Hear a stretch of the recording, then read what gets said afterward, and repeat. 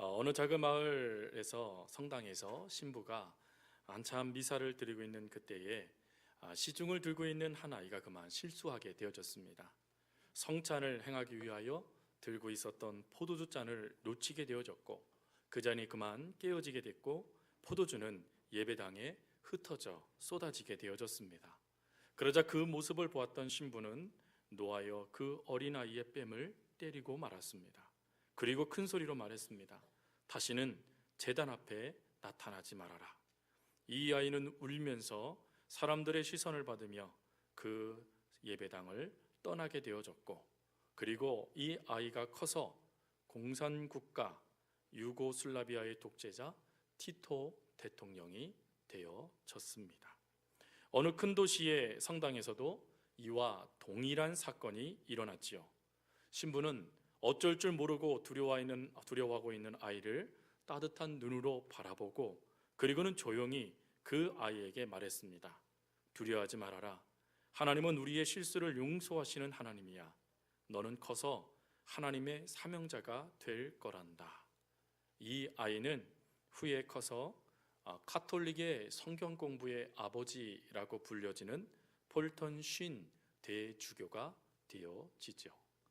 한 사람의 실수, 똑같은 실수였는데 그 실수를 보고 어떻게 반응하느냐에 따라 한 명은 티토라는 독재자가 되어지는 사건이 발생되고, 또 한 명은 성경 공부의 아버지라 불려지는 대주교가 되어지는 이 사건, 아마 동일한 사건을 맞이하는 우리들에게서도 어떻게 우리가 반응하느냐에 따라서 그 아이, 그 사람의 장래가 바로 이와 같이 강력하게 죄 가운데 무너지는 사람이 될 것이냐, 아니면 하나님의 은혜 가운데 세워지는 사람이 될 것이냐가 결정될 것입니다. 물론 아이는 실수했죠.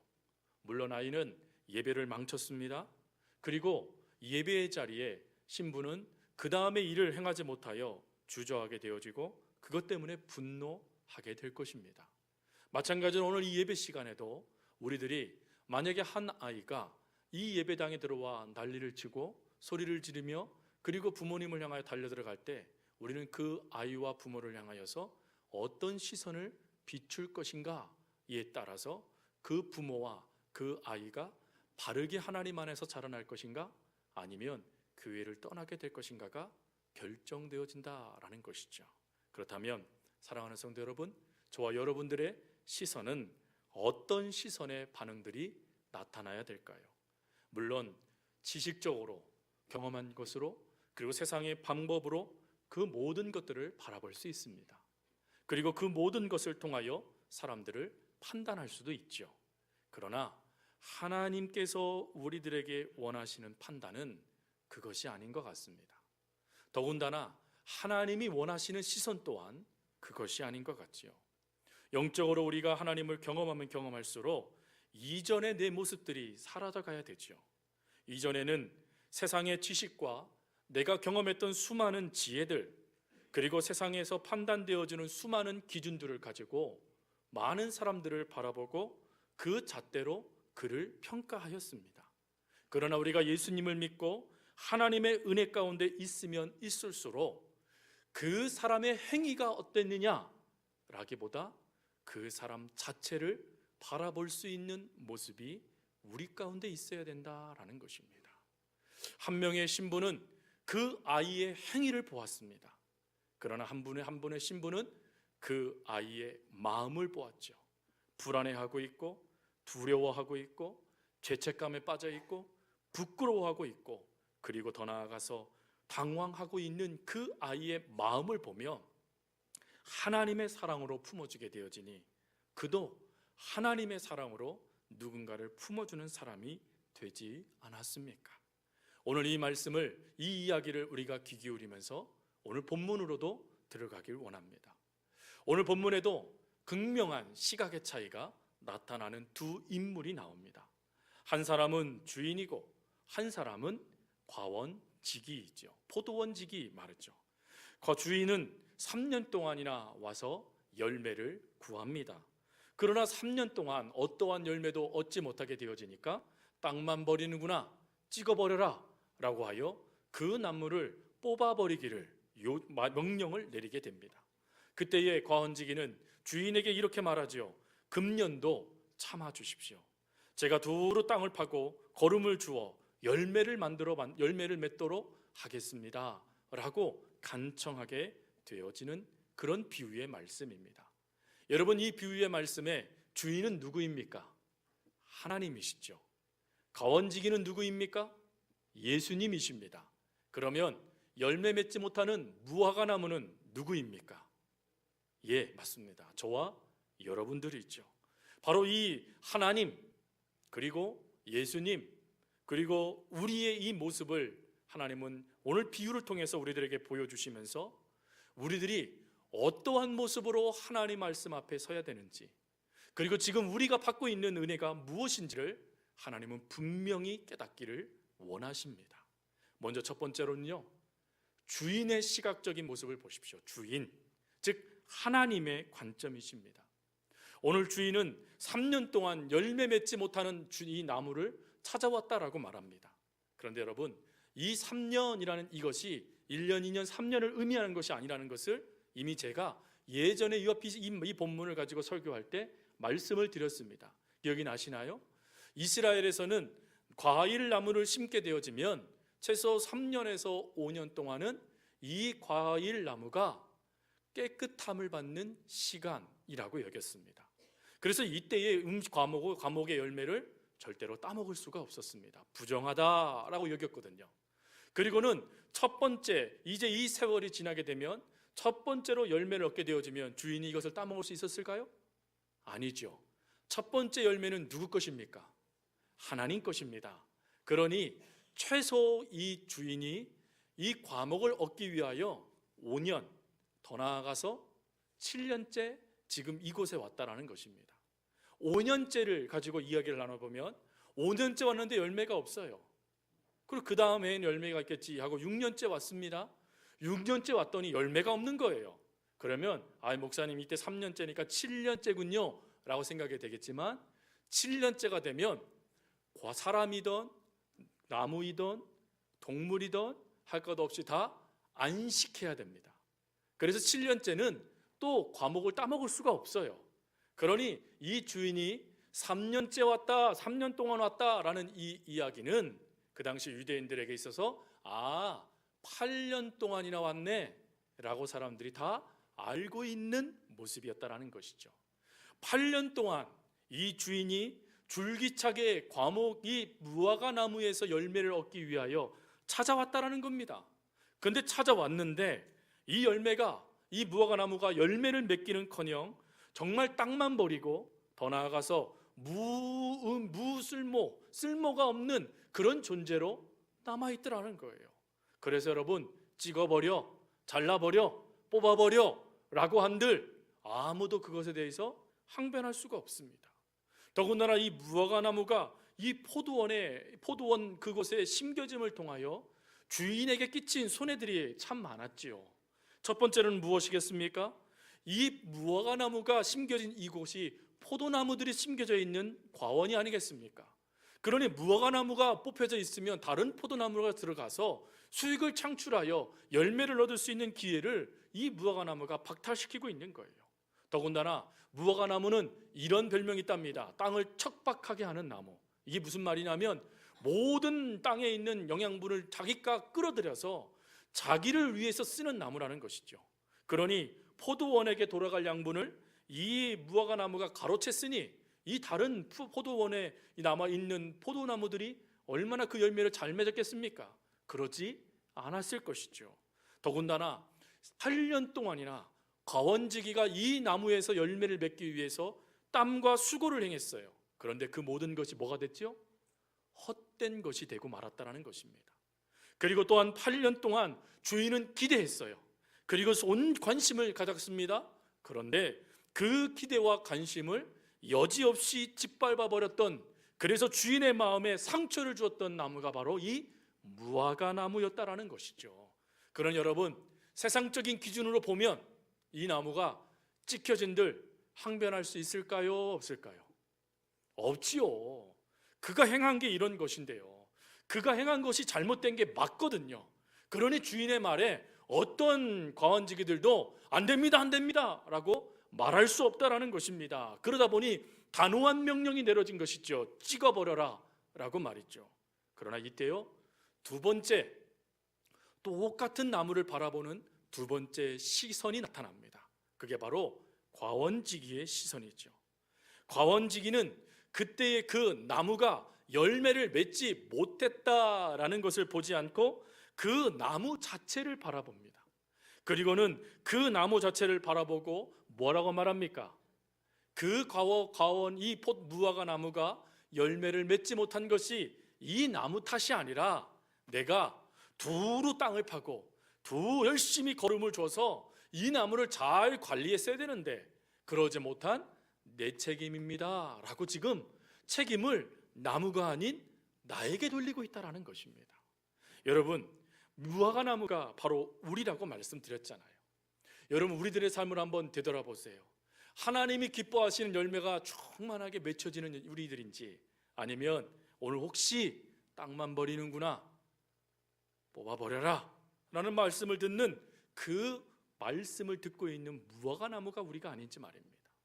여러분, 우리들의 삶에는요, 가끔 하나님께서 원치 않는 귀신 들림의 모습들도 나타나고 각종 병으로 고통당하는 모습들도 나타납니다. 장애의 아픔을 가지고 살아가는 이들도 있고요, 경제적 어려움 때문에 고개를 숙이고 있는 사람들도 있고, 다른 사람과 비교하여 열등감 가운데 아파하며 허덕이면서 나 자신도 살기 버거워 열매를 맺긴커녕 땅만 버리고 있는 모습들이 우리들의 모습이지 않습니까? 근데 그런 우리들의 모습을 과원지기이신 주님은 말씀하시는 거예요. 내가 조금만 더 노력하면, 내가 조금만 더 수고하면 반드시 이 나무는 열매를 맺게 될 것입니다. 그리고 후에나 혹 열매를 맺지 못하면 잘라내십시오 라고 하며 올해만 한 번만 더 참아주세요 라고 하고 주님께, 하나님께 간구하고 있는 이 과원지기이신 주님의 이 은혜, 여러분, 지금 이 은혜가 오늘 저와 여러분들을 살리고 있는 은혜라는 것을 믿으십니까?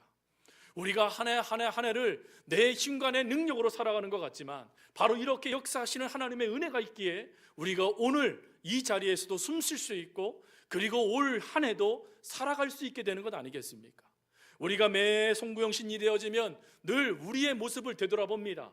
그리고는 열매 없는 모습을 보며 기대하는 말이 있죠. 소망하는 말이 있습니다. 하나님, 내년에는 열매를 맺겠습니다. 예, 그것은 내 다짐이에요.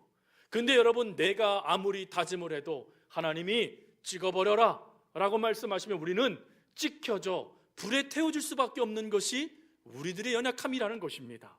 그런데 그런 상황 가운데서도 바로 이 두 번째 시선, 우리를 존귀한 자다, 사랑하는 자다, 귀한 자다 여기시며 우리를 붙잡아 주시는 하나님의 은혜가 있기 때문에, 주님의 그 역사가 있기 때문에 오늘 우리가 부족한 가운데서도 살아가고, 또한 훗날 하나님께서 허락하신 열매를 맺을 수 있다는 소망을 품고 살아갈 수 있는 것 아니겠습니까?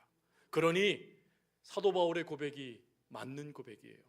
모든 것이 다 하나님의 은혜입니다 라는 것 말이죠. 그렇기 때문에 여러분, 혹시 이런 고백이 여러분 가운데 나타나지 않도록 주의하시기 바라요. 뭡니까? 내가 들어갔더니 야, 이 공동체가 부흥하대, 내가 이거 했더니 잘 되잖아, 내가 그거 맡았더니 이렇게 잘 되는 걸 내가 진작 맡을 걸, 이런 말이죠. 여러분, 내가 그곳에 들어가서 내가 그것을 행함으로, 내가 그것을 맡아서 그 공동체가 잘 되어지는 것입니까? 아니요. 기억하셔야 돼요. 우리는 땅만 버리는 무화과 나무라니까요. 근데 그런 무화과 나무인 우리들에게 예수님께서 땅을 파고 예수님께서 거름을 줌을 통하여서 우리를 통하여서 하나님의 역사를 이루어 열매를 맺게 하신 거예요.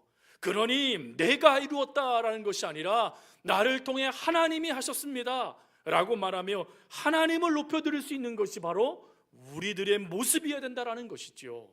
혹시 이렇게 말할 수 있는 위치에 있는 분들이 계십니까? 그렇다면 더 하나님을 높여드리십시오. 나 같은 자를 사용하시며 나 같은 자를 이끄셔서 나 같은 게 뭐라고 땅을 파고 거름을 주며 세워주셨던 그 하나님의 은혜를 기억하며 그 하나님께 감사할 수 있길 바랍니다. 여러분, 오늘 우리들은 하나님의 은혜가 아니고는 단 하루도 살아갈 수 없는 존재들이에요. 아니, 내가 이제까지 잘 살아왔다고요? 그것도 기적이죠. 그러나 여러분, 우리는 기적을 맛보고 살아가는 인생보다 하나님의 은혜를 매일매일마다 받고 살아가는 인생이 되어야 됩니다. 하나님의 은혜가 매일매일마다 우리를 살려주시고 매일매일마다 우리를 자라게 하시며 매일매일마다 열매를 맺도록 역사해 주시는 그 은혜 가운데 우리가 살아가야 된다는 것이죠. 여러분, 그러기 위하여서 우리가 할 수 있는 것이 무엇입니까? 과원지기가 땅을 팔 때, 과원지기가 거름을 줄 때 그것을 흡수하여 열매를 맺어나가는 것 아니겠습니까? 그러면 여기서 우리의 세 번째, 우리의 시선이 나타납니다. 그러면 우리는 어떠한 열매를 맺어나가야 될까요? 의의 열매요? 사랑의 열매요? 그리고 믿음의 열매요? 여러분, 기억하실 게 있어요. 성령의 9가지 열매라는 것이 나옵니다. 그런데 성령의 9가지 열매는 내 노력으로 맺혀집니까? 성령님이 맺게 해주십니까? 예, 그게 핵심입니다. 여러분, 하나님께서 원하는 삶을 살아가길 원하십니까? 그렇다면 예수님의 말씀을 귀 기울이셔야 돼요. 요한복음 15장 말씀에 예수님이 이렇게 말씀하셨죠. 내 안에 거하라, 나도 너희 안에 거하리라. 가지가 포도나무에 붙어있지 아니하면 스스로 열매를 맺을 수 없음 같이 너희도 내 안에 있지 아니하면 그러하리라. 나는 포도나무여 너희는 가지라. 그가 내 안에, 내가 그 안에 거하면 사람이 많은 열매를 맺느니라. 여러분, 우리가 할 수 있는 유일한 방법은 나 같은 자를 사용하셔서 오늘도 하나님의 은혜 가운데 붙잡아 두고 계시는 예수님 안에 우리가 거하는 것입니다. 그리고 예수님 안에 거해서 그리고 주님이 보게 하시는 것 우리도 보는 것이죠. 여러분 주변에, 아니 여러분들의 가족을 한번 보십시오. 가족을 보면 어떨 때는 그 가족의 구성원들이 그래, 야, 큰 인물 될 것 같아 하는 구성원들이 있는가 하면 어느 가족을 보면 내가 저러려고 미역국을 먹었나 하는 그런 또 자녀들도 있어요. 더군다나 여러분, 세상에서 평가하는 말 중에 이런 말 있죠. 떡잎부터 다르다. 여러분 어떠세요? 여러분들 그런 평가를 받고 지금까지 오셨습니까? 이야, 너는 떡잎부터 다르구나. 그랬더니 여러분 어떠셨어요? 왜 아무 말씀도 안 하세요? 나랑 상관없는 거였습니까? 세상은 참 묘한 것 같아요. 세상은 세상의 기준에 합하면 무엇인가 다르다라고 말합니다. 근데 하나님은 그렇게 보시지 않는 것 같아요. 여러분, 하나님의 시선을 한번 들어보시겠습니까? 예수님은요, 갈릴리 무식쟁이들을 불러서 제자로 삼으셨습니다. 자기밖에 몰랐어요. 가족밖에 몰랐던 사람들입니다. 더군다나 세리, 돈이라면 내 민족의 피도 빨아먹는 사람을 제자로 삼으셨습니다. 그것뿐인가요? 독립을 위해서라면 살인, 그까짓 거 아무것도 아니야 라고 말하며 칼을 휘두르는 사람을 제자로 부르셨습니다. 세상의 평가로 보면 그들은 죄인이 맞습니다. 바리새인이 말하는 그 말은 사실입니다. 팩트예요. 어찌 저가 죄인들과 함께 앉을 수 있겠느냐? 그것은 세상에서 정확하게 바라봤던 모습인 겁니다. 그런데 주님은요, 그들 속에 다름을 보세요. 그리고 그들을 붙잡으십니다. 3년 동안 두루 땅을 파세요. 3년 동안 걸음을 주십니다. 그리고는 그들을 통하여 놀라운 복음을 이끌어가는 사도로 그들을 세워주셨어요. 여러분, 주님의 뒤를 따라가는 주님의 곁에 있었던 사람들을 한번 보십시오. 그들이 온전한 사람이 몇 명이나 됐었습니까? 주님 곁에는요, 귀신 들린 여인이 있었어요. 주님 곁에는요, 굶주려서 궁핍하여 떡 한 덩이에 만족하는 사람들이 있었습니다. 주님 곁에는 장애우들이 있었어요. 주님 곁에는 수많은 병자들이 있었습니다. 세상에서 소외받은 과부들, 어린아이들, 그들이 주님 곁에 있었어요. 그 당시에 절대 권력인 바리새인들과 서기관들, 그리고 정치가들은 주님과 멀찌감치 떨어져서 주님을 배반하며 주님을 멸시했던 사람들이었어요. 그러나 여러분, 초대교회에 하나님의 놀라운 복음을 잡고 움직인 이들이 누구였습니까? 바로 그들이 그렇게 무시했던 이들, 그렇게 조롱했던 이들이 초대교회의 하나님의 백성들이 되어졌고, 그리고 오늘 우리에게까지 하나님의 복음을 전할 수 있는 전달자들이 되지 않았습니까? 여러분, 하나님의 시선은 이렇게 다릅니다. 여러분, 우리들이 찬송가를 부를 때 늘 부르는 찬송 가운데 하나가 무엇입니까? 나 같은 죄인 살리신 주 은혜 크고 놀랍다라고 고백해요. 예, 그것이 정말 맞는 거예요. 우리는 쓸모없는 존재들이었어요. 우리는 땅만 버리는 존재들이었어요. 다른 사람의 기회도 박탈시켜버리는 존재들이었어요. 그런 존재들을 하나님께서 어떻게 하셨다고요? 사랑하시면서 주님께서 하나님께 간구하셨다라는 거예요. 올해만 그대로 두옵소서. 올해만 그대로 두옵소서. 저가 반드시 내가 노력하고 내가 힘을 주고 내가 걸음을 주고 내가 역사하면 저 속에서 열매를 반드시 맺을 겁니다 라고 하며 하나님께서 오늘 우리를 붙잡아 주심으로 오늘 우리들이 이렇게 설 수 있는 것 아니겠습니까? 그렇다면 이 은혜 흘려보내야 되지 않을까요? 여러분 주변에요, 무너뜨리고 있는 수많은 사람들이 있잖아요. 예, 저도 그랬어요. 아이들이 문제를 일으키고 또 문제를 바라보면요 화가 나요. 아니 어떻게 저럴 수 있냐고. 또 예배 시간에요 막 떠들고 애 관리 안 하고 막 그러면 또 화가 나요. 아니 예배를 왜 방해하냐고. 저도 그런 마음이 들어요. 여러분, 교회의 성도들의 모습을 보면요, 변화되지 않는 모습을 보면 가슴을 쳐요. 아이고 하나님도 포기하실 거야? 아, 이렇게 얘기하면 좋을 텐데 하나님이 또 그런 마음은 또 안 주세요. 그러니 더 힘들어요. 그럼에도 불구하고요, 기도하는 이유가 뭡니까? 그럼에도 불구하고 붙잡는 이유가 뭐예요? 나는 아니어도 하나님은 하실 수 있거든요. 하나님은 부족한 우리들을 사용하셔서 그 영혼을 살리셔서 초대교회의 사도처럼, 초대교회 교인처럼 그들을 변화시켜 가실 것이거든요. 그렇기 때문에 오늘 저와 여러분들이 그 영혼을 향한 또 다른 과원지기가 되어야 된다는 것입니다. 하나님은 물론 우리들의 능력으로는 과원지기가 될 수가 없어요. 여러분, 우리는 주인 하나님의 시선과 판단이 우리들의 모습이에요. 하지만 하나님께서 역사해 주시면 우리들도 과원지기가 되어져서 생명을 낳는 하나님의 역사를 이루어가는 하나님의 사람들이 될 수 있다는 것입니다. 예수전도단의 찬송곡 중에 시선이라는 곡이 있어요. 그 곡의 가사는 이렇습니다. 내게로부터 눈을 들어 주를 보기 시작할 때 주의 일을 보겠네. 내 작은 마음 돌이키사 하늘의 꿈꾸게 하네. 주님을 볼 때 성령이 나를 변화시켜 모든 두려움 사라질 때 주의 일을 보겠네. 황폐한 땅 한가운데서 주님 마음 알게 되리니 주님을 볼 때 모든 시선 주님께 드리고 살아계신 하나님을 느낄 때 내 삶은 주의 역사가 되고 하나님이 일하기 시작하네. 사랑하는 성도 여러분, 그것이 과원지기의 은혜가 아니겠습니까? 오늘 하나님은 여러분들을 통하여 하나님의 일을 역사하시기를 원하세요. 부족한 거 알아요. 하지만 하나님이 계시잖아요. 하나님이 걸음을 붓고 계시잖아요. 하나님이 말할 수 없는 탄식으로 여러분을 위해서 기도하고 계시잖아요. 땅을 파고 계시잖아요. 기경해 주시잖아요.